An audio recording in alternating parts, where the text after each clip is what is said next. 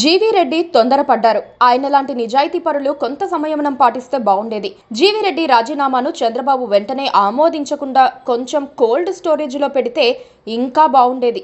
GV Reddy గారు తొందరపడ్డారు.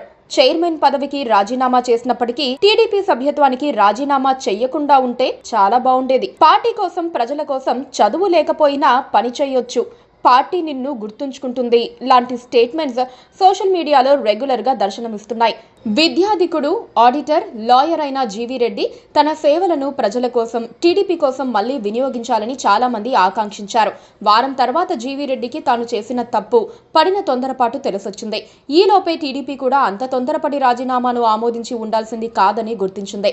అప్పటి పరిస్థితులను బట్టి వ్యక్తి కంటే పార్టీ ముఖ్యమని, పార్టీనే పవర్ఫుల్ అని సందేశం పంపేందుకే జీవీ రెడ్డి రాజీనామాను అంగీకరించారని తెలిసిపోయింది. గత వారం రోజులుగా జీవీ రెడ్డికి జనంలో మద్దతు పెరుగుతోంది. ప్రత్యేకంగా టీడీపీ క్యాడర్లో జీవీ రెడ్డి నిజాయితీ, ఆయన చెప్పిన నిజాల పట్ల విశ్వాసం పెరిగింది. ఆయన లాంటి ధైర్యవంతుడు పార్టీకి కావాలని కూడా విస్తృతాభిప్రాయం వ్యక్తమైంది. ఈ దిశగా సోషల్ మీడియాలో లక్షల కొద్దీ పోస్టులు దర్శనమిచ్చాయి.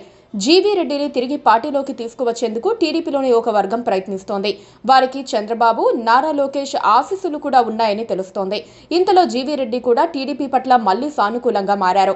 పార్టీలో ఉంటే ప్రజలకు మేలు చేసే సదవకాశం వస్తుందని ఆయన ఎదురు చూస్తున్నారు. నేను మళ్లీ వస్తాను అన్నట్లుగా సందేశం ఇచ్చే స్టేట్మెంట్ ను ఆయన వదిలారు. ఏపీ బడ్జెట్ ను ప్రశంసిస్తూ ఆయన పెట్టిన పోస్ట్ అందుకు నిదర్శనంగా నిలుస్తుంది. నిన్న ప్రవేశపెట్టిన ఆంధ్రప్రదేశ్ రాష్ట్ర బడ్జెట్ కేవలం 33,000 కోట్ల అతి తక్కువ రెవెన్యూ లోటుతోనే 3,22,000 కోట్ల భారీ బడ్జెట్ను ప్రణాళికాబద్ధంగా రూపొందించారు. నేను నా వృత్తిని కొనసాగిస్తూ రాజకీయాలకు దూరంగా ఉన్నప్పటికీ శ్రీ నారా చంద్రబాబు నాయుడు గారి నాయకత్వం పట్ల నాకు ఎప్పటికీ గౌరవం, అభిమానం ఉంటుంది. తక్కువ కాలంలోనే టీడీపీలోనూ, ప్రభుత్వ వ్యవస్థలోనూ నాకు గౌరవప్రదమైన బాధ్యతలు అప్పగించడం నా జీవితంలో ఎప్పటికీ మర్చిపోలేను. ఈ అవకాశానికి నేను ఎప్పటికీ మా సర్ శ్రీ నారా చంద్రబాబు నాయుడు గారికి రుణపడి ఉంటాను. ఆంధ్రప్రదేశ్ అభివృద్ధి, ప్రజా సంక్షేమం కోసం 2029లో కూడా మా సర్ ముఖ్యమంత్రి అవ్వాలి. రాష్ట్ర పురోగతికి ఆయనకు మద్దతుగా నిలవటం ప్రతి అభివృద్ధి కోరుకునే తెలుగు వ్యక్తి బాధ్యత అని జీవీ రెడ్డి ఎక్స్ లో ఒక పోస్ట్ పెట్టారు. ఆయన తాజా పోస్ట్ లో ఒక బలమైన సంకేతం ఉంది.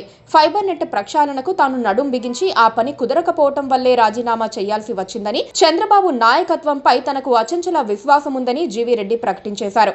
ఈ క్రమంలో తిరిగి పార్టీలోకి వచ్చేందుకు సుముఖంగా ఉన్నట్లు, ప్రజలకు సేవ చేయాలన్న తన ఆకాంక్ష కొనసాగుతున్నట్లు పరోక్షంగా ఆయన సంకేతం ఇచ్చారు. జీవీ రెడ్డి సంకేతం ఈ పాటికి టీడీపీ పెద్దలకు అర్థమయ్యే ఉంటుంది. దాంతో త్వరలోనే టీడీపీలోకి ఆయన రీఎంట్రీకి రంగం సిద్ధమవుతుందనిపిస్తోంది. టీడీపీ శ్రేణులు కోరుకుంటున్నది కూడా అదే కదా. వైసీపీ అరాచకాలను ఒక్కొక్కటిగా బయటకు తీసి వారిని దోషులుగా నిలబెట్టాలంటే జీవీ రెడ్డి లాంటి వారి సేవలు అవసరమవుతాయి. Please subscribe to KTV Telugu. KTV Telugu. KTV Telugu. KTV Telugu channel.